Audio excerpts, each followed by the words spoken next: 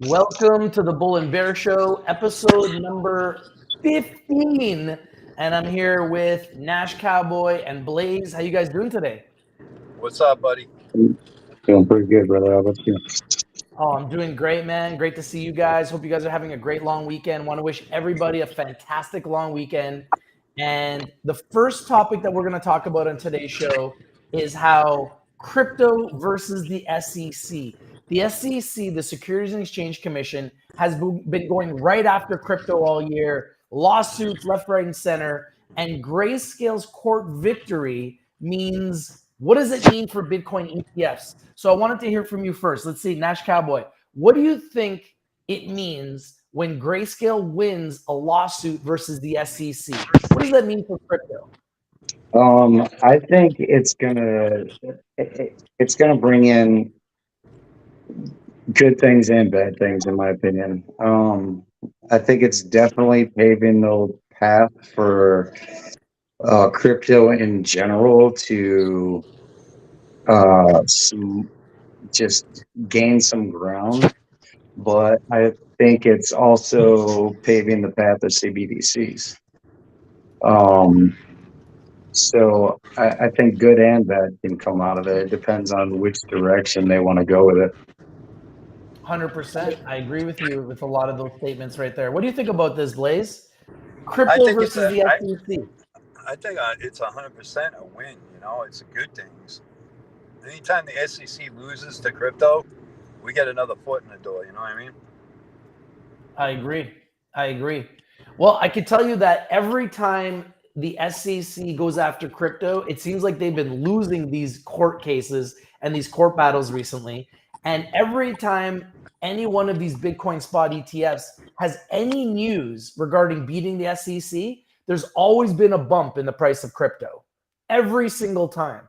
So it's like, if there's good news, crypto busts. If there's bad news, crypto goes down. So it has, in my opinion, it has to be good news every time the SEC loses in any battle with crypto, based on the fact that Bitcoin typically does well when there's good news regarding crypto versus bad news. Like, if I take a look at the price of Bitcoin right now, we're just sitting at $25,944. And you can see this is the last month. It's been really, really choppy. And when it makes these big moves up, that's when there's good news with crypto. And then typically after the good news, the SEC will countersue, or the SEC will appeal. And that's typically when Bitcoin goes right back down. So you can literally see that every time the SEC has any news that's positive or negative, it directly affects the price of Bitcoin. You guys can see my screen right now, right? Yeah. Okay, so Yeah, I can see it. you can see the price of Bitcoin right now is at 25,942. Where do you guys think that Bitcoin goes from here? What's your opinion? What about you, Nash? Start with you. I honestly don't think it's going to jump that much. I think it'll have a good boost in October. I've said this before. And no matter what's going on, I'm still following the market, and the market says that September is going to be down. And then October, there will be a good boost. Now, do I think that there could be a boost in between there? Yes, but I think it'll come back down just like it did in August. But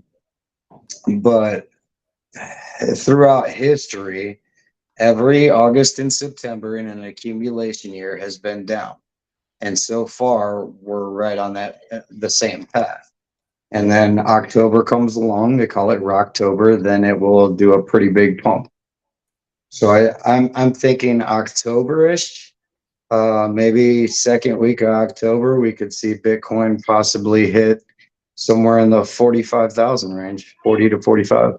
Wow, that would be nice. That would be a really nice bump from here. What are you thinking about that, Blaze? Where do you think Bitcoin goes from here? Well, I seen a list of almost 10,000, 12,000 Bitcoins, you know, being put on exchanges. So that normally means they're going to take money out. Mhm. So that dipped the price. Now people are buying back cheap. So I think over 30,000, maybe 32 around November.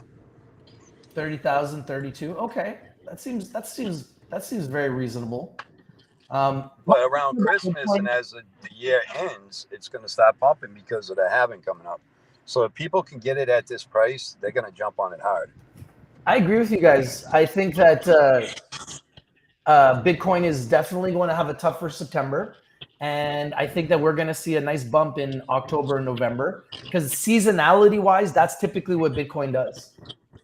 So I think there's a very good chance that we're going to see that as well. All right, let's get into the next topic here. Let's go here. So the next topic is the SEC delays at least 3 Bitcoin ETF decisions. So this is what the SEC has been doing. Now that the SEC has not been able to beat crypto and has not been able to beat Bitcoin and is losing all of these cases, now what they're doing is they're delaying their Bitcoin ETF decisions. So what do you think about this, Nash Cowboy? Is this a scare tactic? Is it the delay tactic? Why do you think the SEC is delaying their Bitcoin ETF decisions? I think we know that in July they started implementing the FedNow program, and I think they're just delaying it to gain more time to implement that a little bit farther before any Bitcoin ETFs are given. I read an article saying that BlackRock and Fidelity have to wait till October now. I personally think it's going to be longer. And then come after the turn of the year, I believe, will be the first real response on something like that. But I think they're delaying it all for the sake of CBDCs. I think because I do believe it will affect them greatly. Okay. What do you think, Blaze? I think it's nothing but showing that they got some kind of control to put a damper in movement, and it's their only way they can do things right now. And just stalling what's really going to happen. So basically, it's a desperate move for them to keep doing this. I agree. I mean, it just seems weird, like they're delaying the inevitable. I heard that there's a deadline by January 10th where they have to make a decision by January 10th. So it's going to be very interesting to see what they do on January 10th. But if a whole bunch of these Bitcoin ETFs all get approved by January 10th, it's going to be rocket fuel for Bitcoin going into the halving. At the same time, I believe by January 10th, they're going to figure out a way to implement the CBDCs completely, and the FedNow program will be fully ready to go. So I think how do you think that will affect Bitcoin and cryptos? I feel like they're going to try at least to put more control once they've done that, once they've fully implemented that. Okay. So will they succeed? I don't know. But it's possible. Okay. I think the Fed now is going to make Bitcoin actually stronger. Really? Yeah, because people aren't going to go with the practice thing. They're going to go with the real thing, bro. Simple. Unless because of you spending your money and investing your money, I don't think the Fed now is going to hurt Bitcoin at all. I think it's just going to piss more people off, and they're going to do what they want to do because that's what crypto is about. Well, I think what they're trying, what they're trying for is to do it with the dollar and to have nothing but a CBDC. And in my personal opinion, if you had to trade your Bitcoin into a CBDC in order to be able to use it, then it would affect it. I think that's their goal. No, because we can turn our money into British pound. We can turn our money into whatever we want. Yeah. We don't have to use the U.S. Yeah, but Fed. I can't go to Walmart and spend a British pound now. No, you can convert your British pound back into the U.S. dollar without problems. That's what I'm saying, though. If the U.S. dollar is a CBDC, then sooner or later you'd have to put it into it in order to. Well, if they put a damper on us, if they try to put a block on us, like, oh, you can't buy crypto and all this and that, you know what I mean?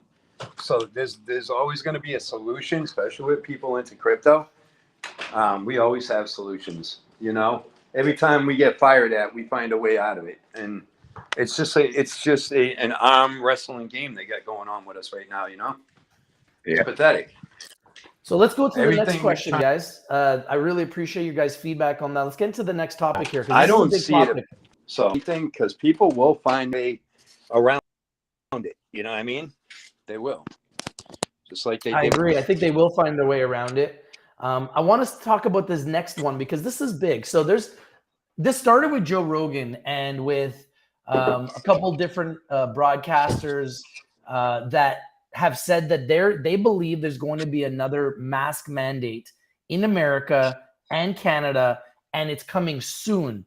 Texas, however, has banned mask mandates as COVID restrictions imposed in other states. What do you guys think about this? Do you guys think we're going back to masks? Do you think we're going back to another pandemic? And if so, will you guys mask up? We'll start with you, Nash. Well, first off, I never wore a mask one time anyway. Okay. All right. So I always said screw it. I refused it, and I walked in hospitals, I walked in schools, I walked in everywhere. And yes, they were like, blah, blah, blah, blah, blah. And I was just like, it's against my religion. And I kept walking on. And that was my response. And nothing ever happened to me. So I think Texas is possibly paving something great there. I hope people will look at that and do the same thing. However, in Tennessee, we never had over like, I would say maybe 30% of people wore masks in the peak of everything. That's it, eh? 30%. Yeah. Wow. Yeah. Most people said screw it. Okay. What do you think, Blaze? Well, in the beginning, I was scared, man, because I felt like I got it before it became a pandemic. Yeah. And I did wear a mask for people because I didn't want to get people sick because I'm stubborn. I go out when I'm sick, and especially when it's around Christmas and you get to shop. But do I think it's going to happen again? I think a few states are going to try it, but I don't think states like Florida, Texas, Tennessee, you know, a lot of southern states probably won't fall for it again. Yeah, you know what? I'm going to be honest with you. I wore the masks. I listened to everything they said. When they said stay home, I stayed home because I didn't want to get sick. I didn't know really what was going on.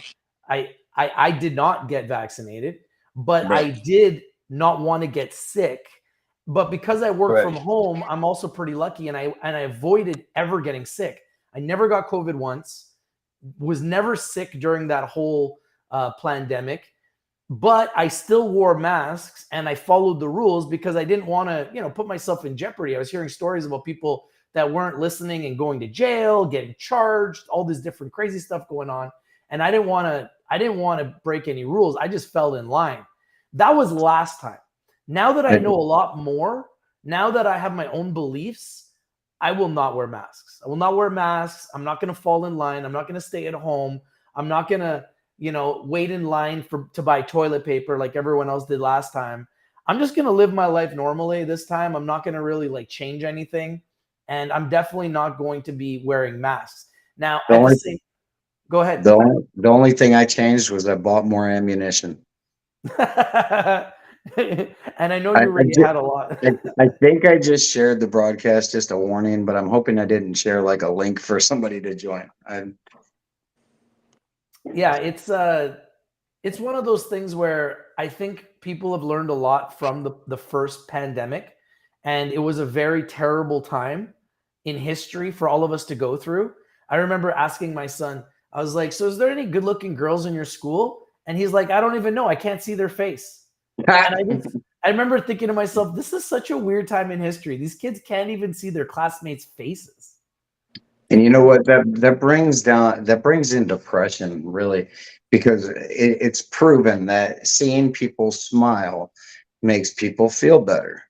And when you can't see that, and everything's just doom and gloom, it brings on depression in kids, especially because they're going through all kinds of hormones and everything else, and figuring out life. And yeah, it's not good. Masks are not good, especially for kids. Yeah, I don't think the whole pandemic was good for kids at all. I think it was really hard for kids. They struggled with it. I think kids, a lot of kids right now really struggle dealing with social situations anyways. So I think it's been a really tough time for kids.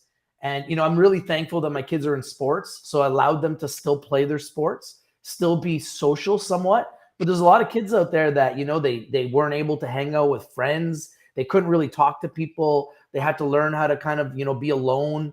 So, kids end up playing more video games. They go into a corner and they just kind of, like you said, they get depressed. And I think it was a really tough time for kids. And it's unfortunate that a lot of our kids, we all have teenagers here, had to grow up in this environment. And it's hopefully they don't ever have to see it again. But unfortunately, I think we all believe there's another one coming and probably soon, which is kind of scary. Would you guys agree? Yes. So Very that leads scary. me to my next. Sorry, that leads me to my next question. So, the Canadian economy and the U.S. economy have really been going through a struggle over the last few months, and we're going to talk about America next. But the Canadian economy unexpectedly shrank, and everyone is saying that central banks in Canada are likely to hold rates. So, I really hope they hold rates because rates have been going up at a really, really fast rate, at a record rate. Interest rates have been going up. So if you look at your credit card payments, your interest is higher. Your mortgage payments, interest is higher. Car payments, interest is higher. Student loans, interest is higher. So interest across the board in Canada is going higher for everything as the Canadian economy is trying to slow down inflation. And the only way they've been able to slow down inflation, which is similar to America, is by constantly raising rates. What do you think is going to happen here? I'd love to know your guys' prediction. Will Canada hold rates or will they continue to increase rates? What do you guys think? We'll start with you, Nash.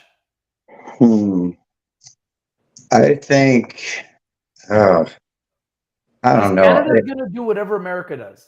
Yeah, I think at this point, like, I'm really on the conspiracy side of things. I think they're trying to collapse the economy because poverty brings power, and I think they're going to continue raising. Okay. I think they're just trying to give a little leeway by saying stuff like that, putting it out there. Well, maybe if you're good, we might be able to do this. In reality, they're going to stick it to us one more time. Man, it's crazy. With the way things are going up and the amount of interest everyone's paying, another rate hike could really put us into a recession, I feel. I already feel like we're in a recession. They won't say that we are. We're definitely in a recession. It feels like we're in a recession when everything is going up. The cost of everything's going up. We're not making more money. So we're all getting hurt by the fact that the gas prices keep going up, housing prices keep going up, food prices keep going up, and we're not making more money. To me, that feels like a recession. What do you think, Blaze? You think that they're going to hold rates in Canada? Or do you think, like Nash, that they're going to keep raising rates? I think eventually, maybe another small hike, but I think they're going to have to hold because people can't do it. They're going to force the government to support the community, which if we can't pay into the government, we cannot get from the government. So they can't wash us down to zero, Earl, are you here? Yes. Hey, how you doing, buddy? Doing pretty good. Well, sorry about late arrival. You came just in time. Hey, don't worry. I know you're always on the road. We appreciate you joining us. What do you think about interest rates? Do you think that Canada is going to hold rates because we are now shrinking? Our economy is actually shrinking instead of growing. Do you think Canada is going to raise rates, or do you think that they're likely to hold? What do you think? Well, there's discussions about the same thing happening here in the U.S. as the job market continues to shrink and the GDP was actually down, proving the fact that the job market isn't actually producing as much for the growth. However, what we're going to be looking at is that as all these companies from foreign industries leave us for BRICS, right, with their new trade partners, there's going to be less growth for us here in Americas, in North America at least. And especially since Mexico replaced China as our #1 trade partner here in America in the past year. So Wow. what we're looking at, it's still going to cost 3 times more to live in Canada than it does Dubai, right? However, with y'all's new regulations that y'all passed for the one that y'all didn't pass, that the emperor in command over Trudeau there government. passed, yeah, they're looking at the fact that they need 75% of all liquidity assets on hand at banks now, and they're going to be forcing the banks to pay in more. So I think that it's going to be a slow road before y'all actually start decreasing your percentages, and I think y'all are going to continue at the current rate hike because the banks are actually going to need that money to actually stabilize up to that 75% on hand liquidity for all assets that they hold, right? Yep. So I think y'all still got a little bit longer left in it, but y'all might be in the outreach, but jobs are going to slow whenever the whole country's burning, down. So we'll see what happens when they actually start to rebuild. And that's going to lead me to my next question, which is actually about America. So I wanted to get your guys' opinion on Canada because Canada kind of just follows whatever America does. But a lot of times we make our decisions before America. So you can kind of get a feel for what America is going to do based on what Canada does. So here's the next topic is the Fed is seen likely done with rate hikes as the job market cools. So I don't know if I agree with this title, but they're saying that it looks like America's done with rate hikes because the job market is starting to slow down in America. So we'll start with you, Nash Cowboy. Do you agree with that statement? Do you think that the Fed, I don't agree with this. I think that Powell is heartless and he's going to keep raising rates. But I would love to know your guys' opinion. Do you think that Powell and the Fed is done with raising rates this year based on the fact that the job market is cooling? Again, I'm on the conspiracy side of this, so I don't think Powell actually has anything to do with it. He's just a puppet, and the puppet master wants more hikes. That's my personal opinion. Poverty brings power, and I think they're going to have at least a couple more hikes. Okay. What do you think, Blaze? No, I don't think they're completely done. Like I said, for Canada, I'll say for United States, maybe another 1 or 2. But you can't drive us to underground. We're already on our knees. You can't put us below the surface because without us, they can't operate either. Yeah, it feels like they don't care. I mean, here Well, in they're Canada, gonna be people are caring when struggling. they don't just have a keep paycheck. raising rates. You know what I mean? Yeah, here in Canada, they don't seem to care. They keep raising rates. In America, they don't seem to care. They keep raising rates. And the thing that Powell keeps saying is he does not want to stop raising rates until inflation gets down to 2%. Inflation's at 4.2%. So we're not at 2%. So based on what Powell has said, I just can't see them pausing because the job is not done. We're not at 2%. So he's probably going to keep raising rates. I hope he doesn't, but it looks like he will. What do you think, Earl? Well, I'm going to try to cover the whole plethora of conversation that y'all have had so far on one answer. Let's go. We're looking at the fact that Texas just passed regulations due to the fact that they'll no longer abide by city-passed laws. They're only going to abide by state regulation, which is going to put more power into the state, number one. Number two, that's going to create oil, right? So we're going to have to start pumping our own oil. A new topic that just came out, which I don't think you got on your list today, was that BRICS actually confirmed the fact that Saudi Arabia and UAE is to join BRICS organization, and they'll be active as of next year. So that's 2 large oil producers. We're still going to have to be producing more oil as they continue to short the market. It's going to create more jobs. I think there's going to be more rate hikes here in the future. I mean, we have, 4 more months left in this year. We're looking at potentially 1 more before Christmas. I'm going to call it by the end of October, right as everything starts to go good, right? Before the season. That way they're not going to raise it, and they're going to say it's a blessing in disguise for Christmas and the holidays.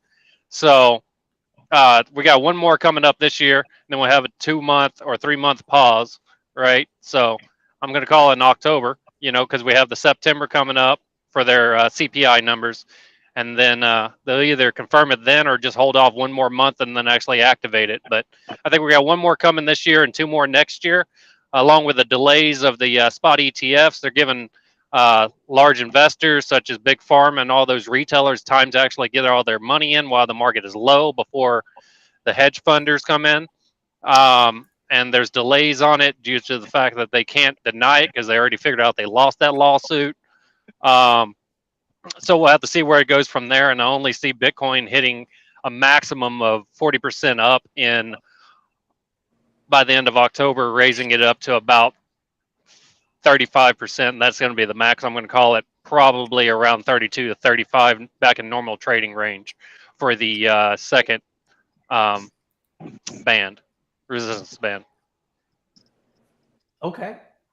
That goes to my next question. And the next question is right here. The dollar is unlikely to lose global dominance soon, even as BRICS expands. So this actually touches on what you just mentioned. Mm-hmm. You're talking about BRICS. For those of you guys that don't know BRICS, that's the new alliance with a new global currency that is not using the US dollar, with Brazil, Russia, India, China, and Saudi Arabia. Now, there's other countries also involved. I believe there's over 40 countries, and Earl just touched on that.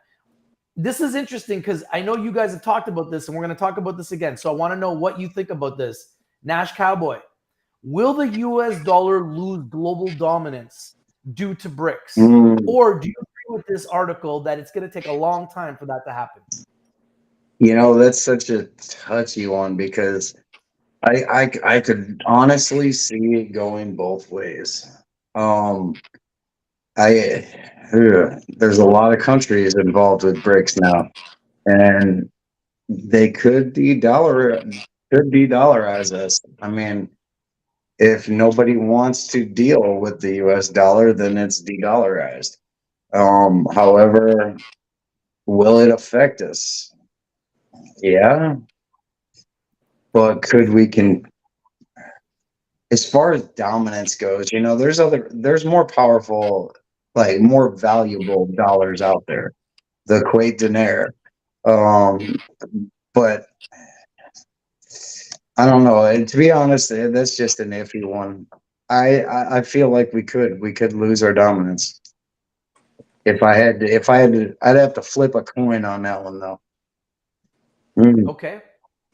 Blaze, what do you think? Nope. I already know your answer to this, but I'd love to hear it again. Nope, I don't think at all. I don't even think even close.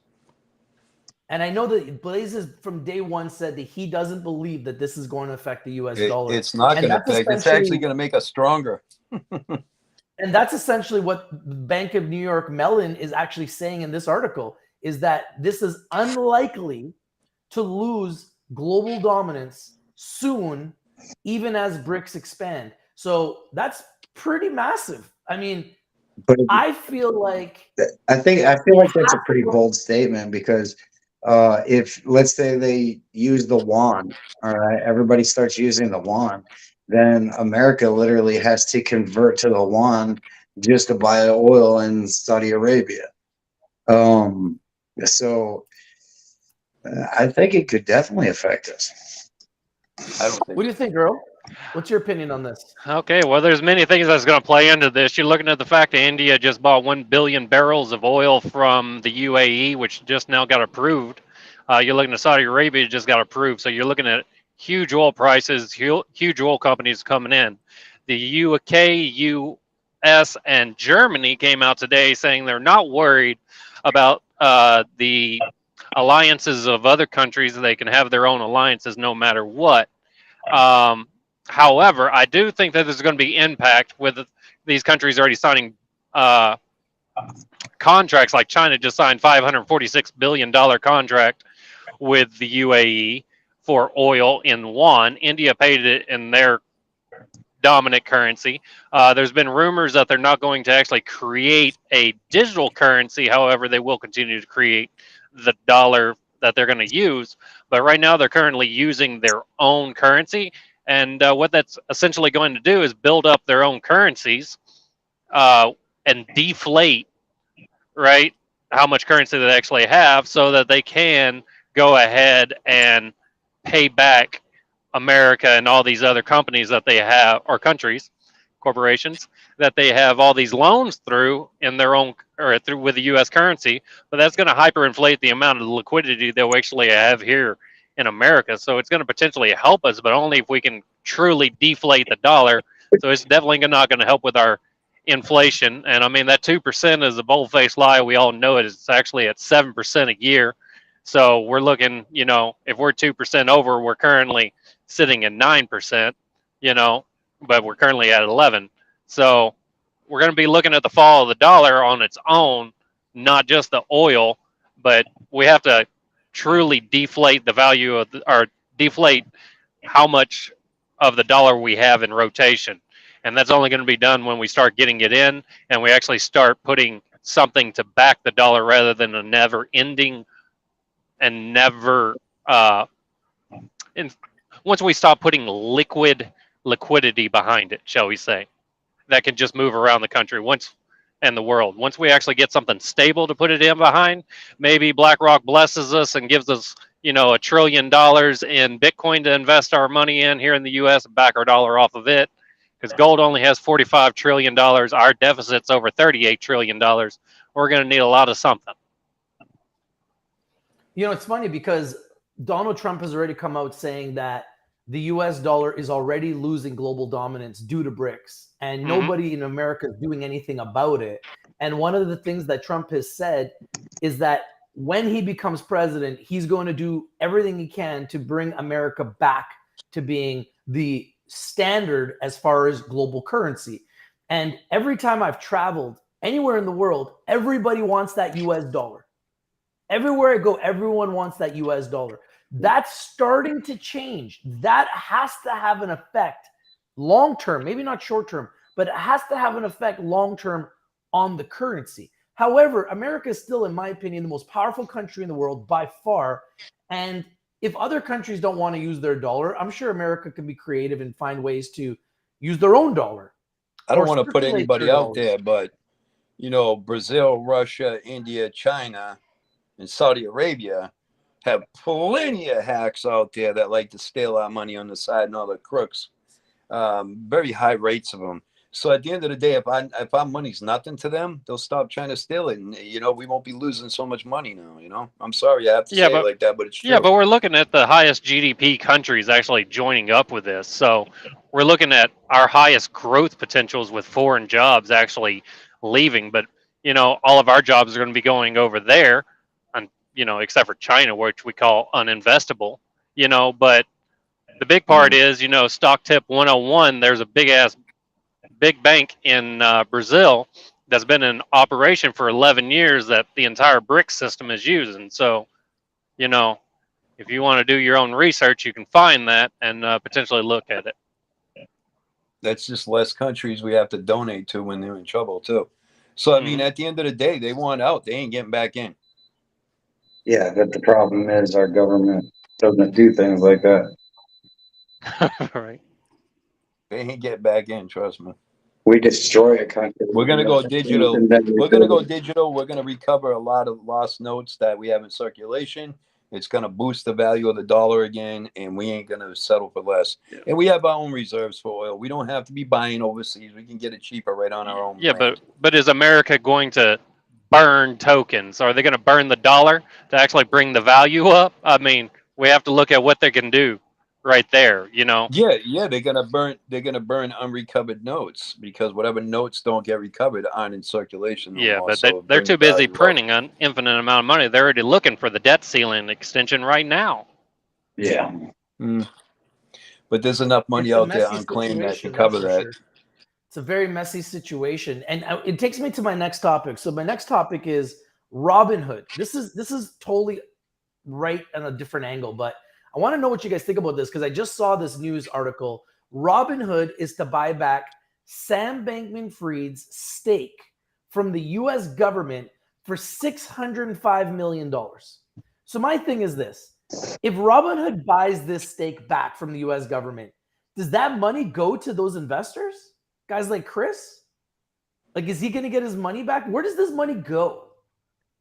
What do you guys think about this when you hear about these types of things? Seems shady, right? Absolutely. Like, I'd love to know what you think, Nash Cowboy. Like, what happens to the $605 million that Robinhood buys back of their own shares, which I think this is great for Robinhood because that was the stake that Sam Bankman-Fried and FTX had, which the government seized. But now Robinhood wants to buy that $605 million worth of shares back.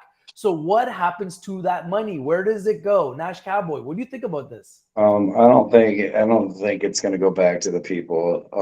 Obviously, our government just keeps getting us farther and farther in debt. They're going to keep every friggin' penny of it.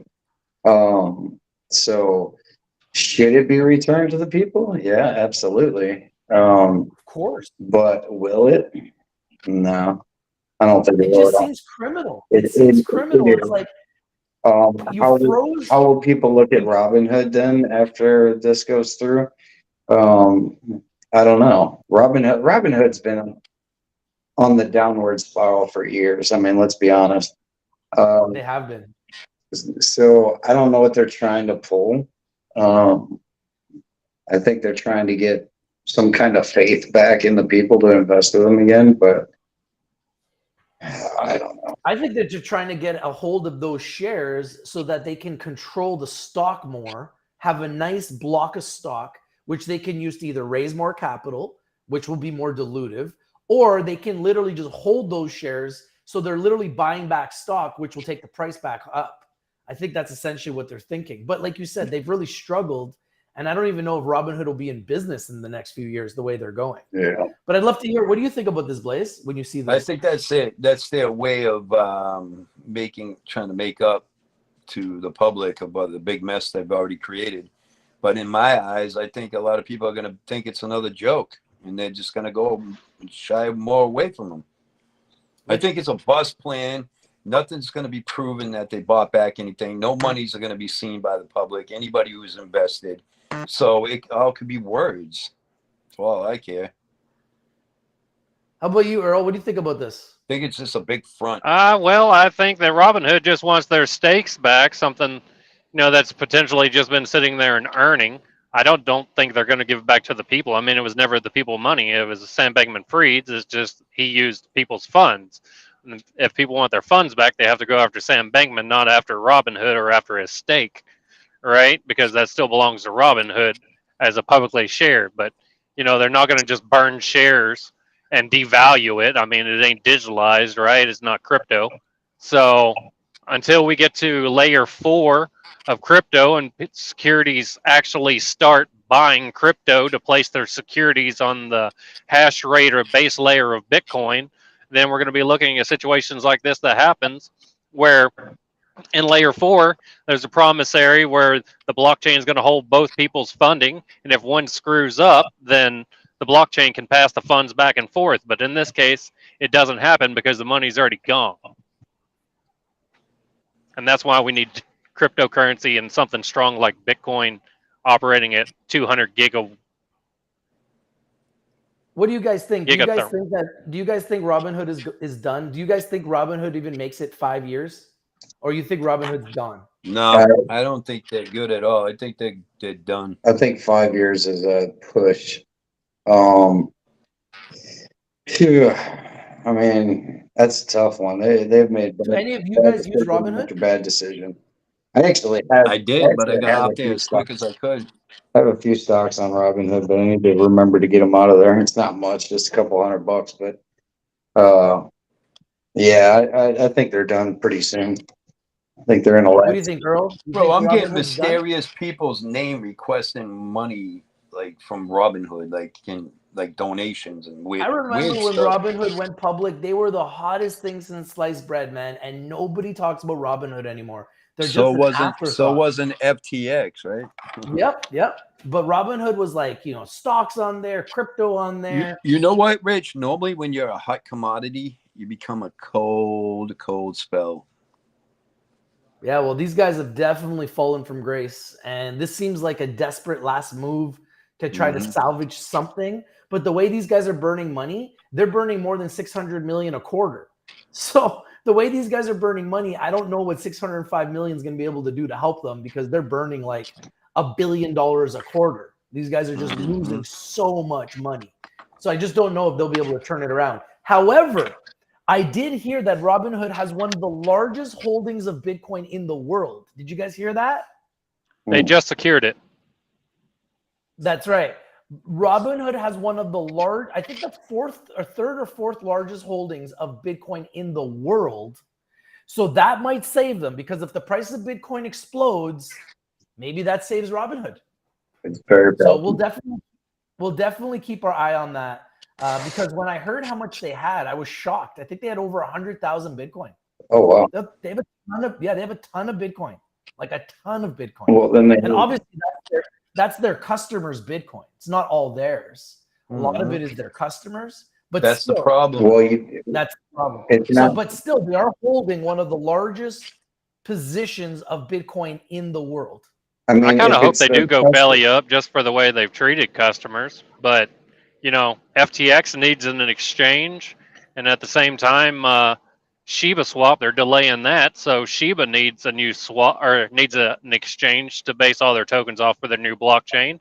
So let's see where it goes from there. You know, get rid of the bad and end with the new, and somebody's got to buy all that Bitcoin. Exactly. So this actually leads me to my next topic, which is a very, very kind of like a sad topic, but it's a big topic in the crypto world. Bitboy Crypto, the face of Bitboy Crypto, the guy who took a small idea and turned it into a multi-million-dollar business empire, has been kicked out of his own company. And they put out a press release on Twitter saying, yes, this is last week. Yesterday, this is on August 28th. Yesterday, BJ Investment Holdings, the parent company of Hit Network, took decisive legal action in removing Ben Armstrong from the company, and specifically the Bitboy Crypto brand. Then it went on to say, this difficult decision is accumulation of a prolonged effort to help Ben during his relapse into substance abuse, as well as reconcile the emotional, physical, and financial damage he has done to the employees of Hit Network and the Bitboy crypto community. The Bit Squad deserves better, and we are going to get through this together. We wish him the best and regret that it has come to this, and are hopeful for the future of Bitboy Crypto. What do you guys think about this? This is huge news in the crypto space. This is probably the biggest name in crypto in the world being kicked out of his own company. What do you think about this, Nash Cowboy? I'm curious who's going to be the new face of it. How does that even work? You know, is it? I mean, how do you get removed from your own company to begin with? Like, I don't understand that. Like, you know, I have a small company, a small construction company, but I couldn't be kicked out of my position. So I don't know how that works. This is him. This is the new face. This guy. Is that really the new face? Yeah. So apparently they kicked him out, and then they started doing shows like nothing happened. And this guy started becoming the new face. And apparently he was one of the I guess he was in the behind the scenes. He was one of the partners. And apparently they have a bunch of partners involved in this brand. That's how you get kicked out. To save the company, I will be the new face, okay? Because that is these guys have 1.4 million followers on YouTube. They have like millions of followers on every single social media platform. Love to know what you think about this, Blaze. What do you think happens next? Well, it's simple. I mean, you get kicked out of their own company if all the shareholders put their shares together and overpower your number. That's right. Easy. We're gonna back out or you're out. So they're gonna go bust either way.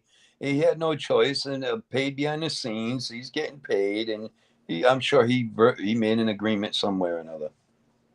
So I heard you say something about it was over substance abuse. I was watching something. I just caught a glimpse of it. I don't know too in depth of it. I know he had like an affair on his wife or something like that, and he admitted to it. That was true. Yeah. So like it got messy. Him and his wife he was talking public about it too. So yeah, him and his wife were both talking in public about it. And I thought that's what it was over, but evidently there was substance abuse too. There's a whole bunch of problems. Bro, here. So apparently he can fire back and stories of his gambling addiction. He lost like $800,000 on gambling with professional gamblers. He was cheating on his wife. There was substance abuse issues. So there's a long list of issues here. And they obviously felt like they had to make a move to remove him because he was doing more damage. Well, he than could pull good. a Donald Trump, get more fame off of getting picked on. He could reopen and go right by them guys if he wants to. He's the face. Well, he made a video on their channel with his wife talking about it all, and I shared it in our group chat, and it blew my mind. I was like, I had to watch it because I wanted to see. If they didn't pay him on the side, there's a big lawsuit coming, and he's gonna win. Yeah, I mean, it's going to get messy, man, because it's a big brand, like a huge brand. They're working with Stake. And like I said, everywhere on social media, they have millions of followers. He's literally the #1 brand in crypto in the world as far as size of audience. So it's a big audience, and there is going to be some serious things that are going to happen here. So we're going to definitely follow this story because I think it's going to be an interesting one. We never want to knock someone when they're down. I don't like this story. I don't like hearing, someone that has worked hard to build this brand is being removed from the brand, but it's definitely a big story in crypto. So we definitely need to talk about it. And I'd love to hear what you think about this, Earl. No, you don't. I think if you're stupid enough to listen to Bitboy, you're stupid enough to listen to Sam Bankman-Fried. One of the each of the same. I mean, how many times are you going to lose your money? Yep, it's true. And like I said, I don't listen to Bitboy Crypto for really anything. I was never a fan of his anyways. He always kind of annoyed me. But I still don't wish this on anyone. You never want to wish someone is going through, marital troubles and having problems with their family because of everything. Because we don't know the whole story, Yeah, but I mean, when you run a blogging channel versus an actual investment channel, you're going to introducing too many people into your private life, and this is what you're going to reap from it, especially when you spiral out of control or use the fame gets to your head, which is what's happened now. So, I mean, he's got to wake up, get a smell of life, and it's going to be hard for him, but, he's going to have to start from scratch because there ain't no coming back once you leave. I mean, you might be the water boy at Bitboy. Yeah, it's going to be tough for him to definitely get back in there with these guys because they've already made their decision, and they say in the tweets that they've already taken legal action against him. So yeah, and I mean he's just going against it. So he's coming out with the cheating stuff, so he could potentially sue him for defamation by the end of it.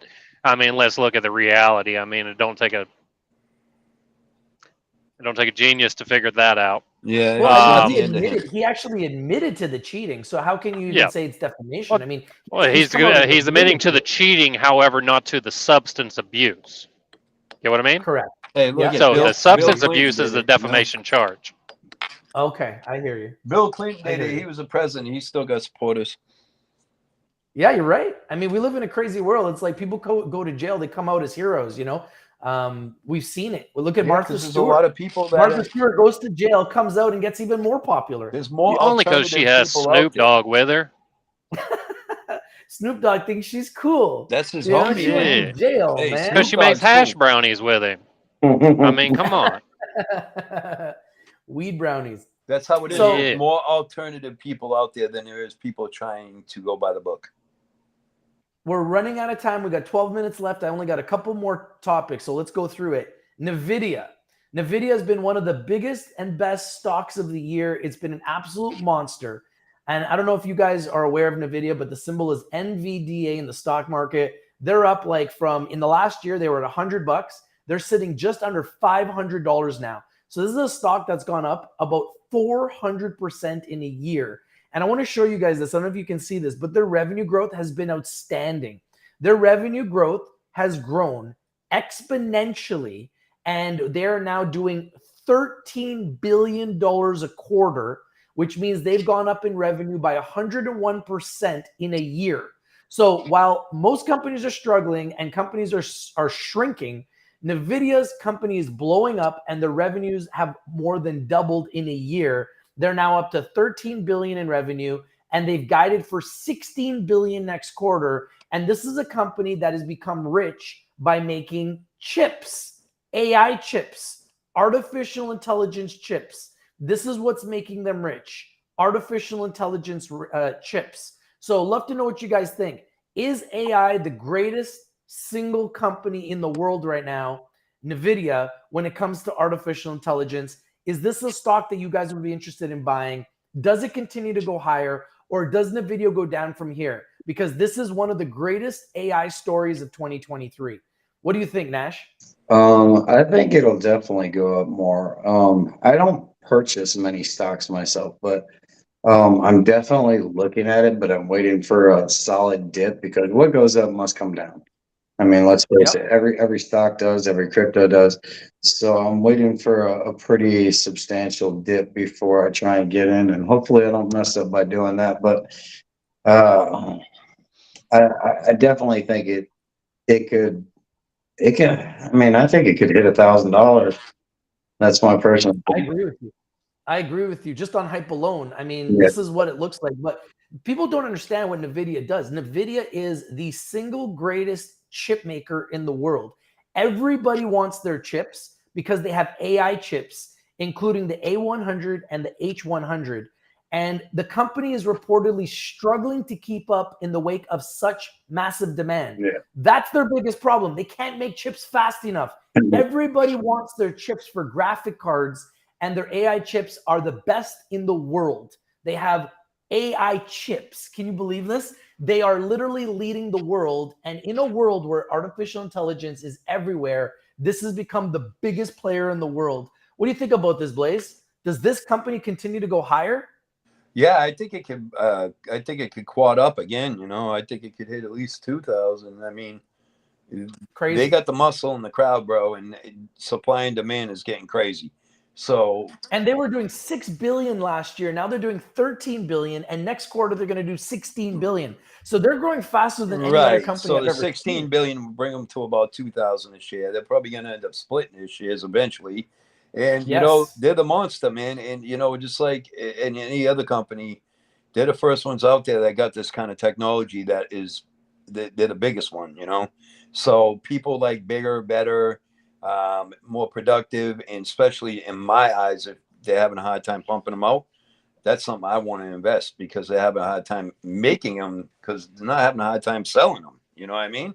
So that's a good reminding me investment. of Tesla, the way these guys are growing, the way that they're exploding, the way that the stock is doing. So it's like the Tesla of last year. Like Tesla had that year last year where they just kept going up, and now it's Nvidia, but it's earned because at this is a company $100 that a pop revenue at one keeps point, going higher. Revenue keeps growing, and in a market where, like I said, many companies are shrinking, this is a company that keeps growing. Yeah. Earl, what do you think about Nvidia? Well, I came unprepared for this subject. Let's see if I can pull something out of my hat. Nvidia is based out of Taiwan, number one. You have China right next to it that wants all satellite technology and chip processing from over there. They're not investing their money over here anymore. Where do you think that money's going? Number two, Nvidia has been beating the pants off of Intel for the past 10 years and has the government a contract. Their thread counts within their processors are astronomical, all the way up to 500 threads, right? And they've been building networks, hubs, routers, servers, everything. So as more companies become technology driven, right? We're looking at the fact that they're going to need these higher processor speeds and the higher thread counts, and Intel's not going to cover the buck anymore. I don't care how much baloney garbage the old man that can't even walk straight feeds you from the White House. Intel is not going to make it here in the U.S. when you have Nvidia outperforming you by billions of freaking dollars, and other foreign countries looking at digitalizing and mining as they open things up. So when you can put in these bots, that's the biggest problem with Nvidia is you have all these crypto people on there and they're immediately buying the chips and cards as soon as they come out and selling them at a higher price to the first come first serve basis, right? So and they also been trying to come out with the uncrackable. So and code breaking. So when they start implementing the AI, that's the only thing that's going to help them. But in the same end, is going to bite them because when you look at an AI cracking all your codes versus a human, is no hands down. But we're trying to get to the next step of quantum processing, right? Quantum processing. And we can only get there with higher thread count processors. And when Intel is still stuck on an Intel 4 processor and an i9 processor, it don't pass the buck. Even how sharp you get the image if you ain't pulling the resolution, and if you ain't staying cool, you're going to overheat every time. I'm glad Nvidia finally fixed their 12 cord issue that they had for their T4 cord that plugged into the power supply where it was overheating and made out of plastic. And I'm glad they fixed that 3 years ago. 3 years ago. So I see nothing but good things for them in the future.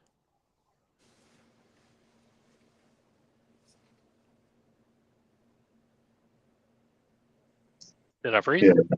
No, you're good. I definitely agree with that. If you lose sound, Rich? I see his hands moving. Trudeau got him again. No, God. The last 5 minutes, they got us again. Yep, I started talking about the old man, and it just cracked. No, you have no sound, Rich. No sound. We have one more topic. Let's see. Swift announced. Okay, yeah, we can go ahead and do that one. We'll go ahead and pull it out while your audio's down there, Rich. So we're going to be looking at the fact that Swift has successfully integrated tokenizing swaps with Chainlink. That's been a high thing going on, especially with XRP and the ISO. What's your thoughts on that there, Blaze? What's that?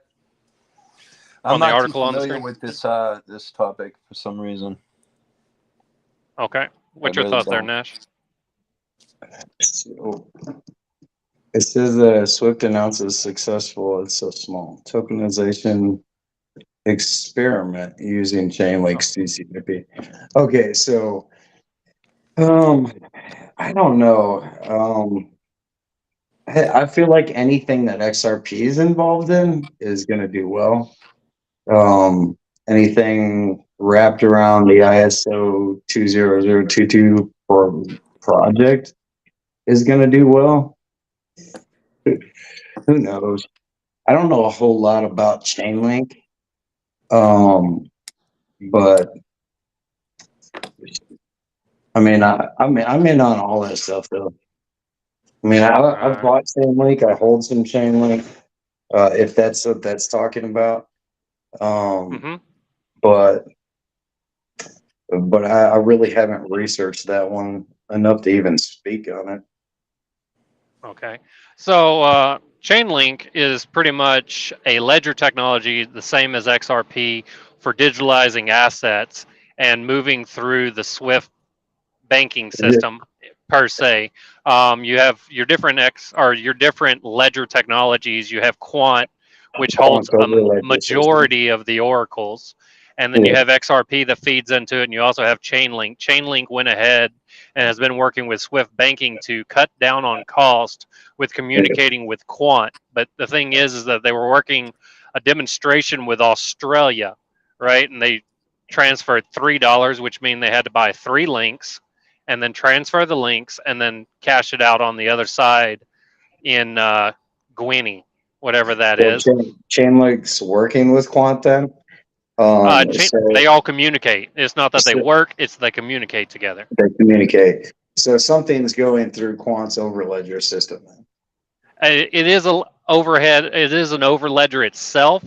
However, Quant is the one that holds all of the oracles that can communicate with multiple blockchains. Okay, so think of Quant in the middle, XRP's over here, Chainlink's down here. Chainlink's down. The only thing that feeds into this is that even while they've been slowly rolling out and working with Swift here, is that the holdings, right, for the people holding over a year, has actually dropped 3.6% versus, let's look at Cardano, which is up over 170% for long-term holders on the Chainlink technology. But when we're looking at companies that are working with Swift, like XRP was supposed to have been 6 years ago, and there has been no financial movement on the token itself besides a little bit down due to the Bitcoin drops. I mean, they're still holding stable. We're still sitting at a ground level pretty much and ready for a pump. But I mean, with many holders leaving, we might be in for a slight, a little bit less, but I still think the strong backers are there. And if they continue, and if they do get implemented into the Swift, contracting, Swift will have a good way of communicating cross-border interoperability and across blockchains with digital transactions costing less and continuing to go through the quant and its Oracle system. Yeah. And I think that pretty much sums it up. I don't think Rich has any sound here. Rich is ready to go. I gave him the signal to wave whenever he's done. So he waved. So take care, Rich. So everybody have a good day. Thank you for joining us. Rich TV Live. Make sure y'all follow Nash, follow Blaze, follow Rich TV over here. And we'll see y'all next time. And we're going to go to the outro.